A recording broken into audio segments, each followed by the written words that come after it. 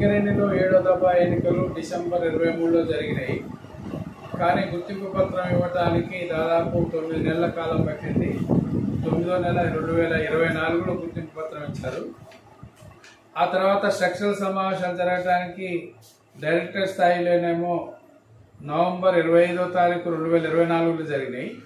అప్పుడు కొన్ని అంశాలు అంగీకారానికి వచ్చారు, వాటిని అమలు చేయలేదు. దాని తర్వాత మార్చి 27వ తారీఖున సిఎన్ఎండి స్థాయిలో పూర్తి స్థాయిలో చర్చలు జరుగుతాయన్నారు. సరే, జరిపారు. జరిపిన తర్వాత ప్రధానమైన అంశాలు చర్చకు వచ్చినటువంటి అంశాలలో ప్రధానంగా సొంత ఇంటి పథకాన్ని అమలు చేయటానికి ఒక కమిటీ వేస్తా అన్నారు. ఇంతవరకు కమిటీ వేయకుండా కాలయాపన చేస్తూ ఉన్నారు. ఎప్పుడు దాన్ని మొత్తం స్పష్టమైనటువంటి అసలు ఎన్నో రకాలుగా సిఐటు అనేక ఆందోళన చేసిన ఫలితంగా మొత్తం దాదాపు 3 సంవత్సరాలుగా చేసినటువంటి ఫలితంగా అన్ని యూనియన్లు ఎన్నికల ముందు వాగ్దానం చేసినాయి, అమలు చేస్తా అన్నారు. రాష్ట్ర ప్రభుత్వం కూడా హామీ ఇచ్చింది. కానీ ఇంతవరకు సొంత ఇంటి పథకం మీద స్పష్టంగా కమిటీ వేస్తా అని చెప్పేసి కూడా ఇంతవరకు కమిటీ వేయకుండా కాలయాపన చేస్తూ ఉన్నారు. ఇది సరైన పద్ధతి కాదు. అంతేకాకుండా పెర్క్స్ మీద ఇన్కమ్ ట్యాక్స్ కోల్ ఇండియాలో 2011 నుంచి అమలవుతూ ఉంది. కార్మికులు అనుభవిస్తూ ఉన్నారు. సింగరేణిలో అమలు చేయమని చెప్పేసి అనేక ఆందోళన చేసిన ఫలితంగా సరే అటు ఇటు చర్చకు పెట్టి ఒక కమిటీ వేస్తా అని చెప్పేసి అన్నారు. అసలు కమిటీ దేనికి వేస్తారు? ఏదన్నా లోటుపాట్లు ఉంటే వాటిని చర్చించడానికి కమిటీ వేయాలి. 91 కోట్లు ఇవ్వాలని ఫైనల్ చేసిన తర్వాత ఇవ్వటానికి ఇవ్వాలా లేదా అనేది నిర్ణయం తీసుకోవడానికి ఒక కమిటీ వేయటం అనేది ఇది సమంజసమేనా? అయినా కూడా కమిటీ అన్నారు. ఇంతవరకు కమిటీ వేయకుండా కాలయాపన చేస్తూ ఉన్నారు. జేబీసీసీఐ సంఘంగా ఏఐటీసీ కూడా ఉన్నది.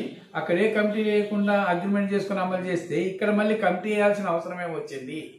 అందుకనే ఇది కాలయాపన చేయటం తప్ప మరొకటి కాదు. అట్లాగే మారుపేర్ల విషయంలో ఎప్పటి నుంచో గత ప్రభుత్వం హామీ ఇచ్చింది, ఈ ప్రభుత్వం హామీ ఇచ్చింది. ఎన్నికల ముందు అన్ని యూనియన్లు హామీ ఇచ్చినాయి.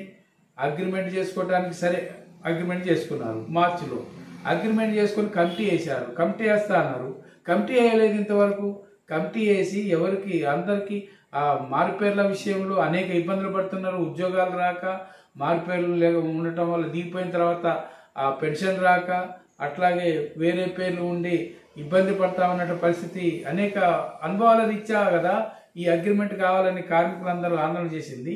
మరి దాన్ని కమిటీ వేసి ఇంకా కాలయాపన చేయటం, ఎంతమంది కార్మికులు నష్టపోతా ఉన్నారు. అందుకనే ఇప్పటికైనా మారుపేర్ల సమస్య పరిష్కారం చేసి ఉద్యోగాలు రాక అనేక మంది చనిపోతూ ఉన్నారు, అనేక ఇబ్బందులు పడతా ఉన్నారు. వీటి సమస్యను కూడా పరిష్కరించడం సరైనది కాదు. అట్లాగే విజిలెన్స్ పేరుతుంది. విజిలెన్స్ ఎంక్వైరీ చేస్తూ ఉన్నారు. ఎంక్వైరీ చేసి తప్పుడు పేర్లు అని చెప్పేసి, లేకపోతే తప్పుడు సర్టిఫికేట్లు పెట్టానని చెప్పేసి, ఉద్యోగం రాదు, పైసలు రావని చెప్పేసి విజిలెన్స్ రిపోర్ట్ ఇస్తూ ఉన్నారు. మరి ఈ విషయంలో కూడా అసలు విజిలెన్స్ చేయాల్సిన పని ఏంటి?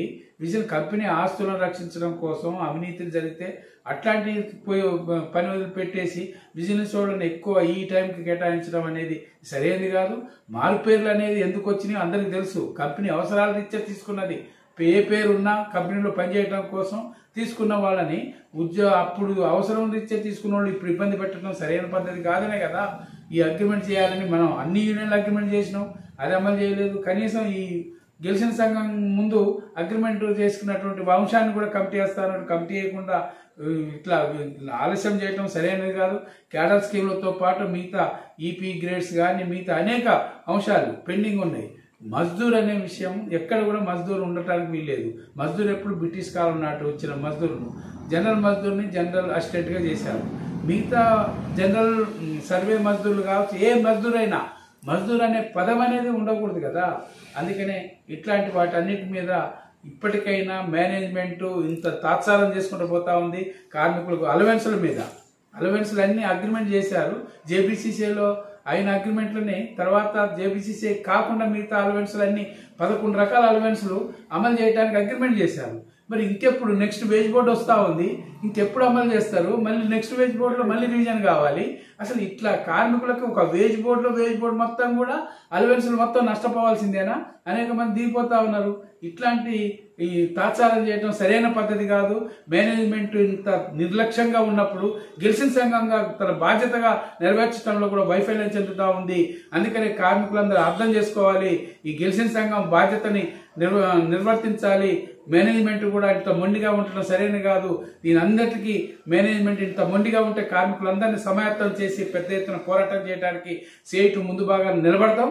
మిగతా గెలిచిన సంఘం తన బాధ్యత కూడా నెరవేర్చాలని చెప్పేసి సింగరేణి కాలేజ్ ఎంప్లాయీస్ యూనియన్ సిఐటిగా కోరుతా ఉన్నాం.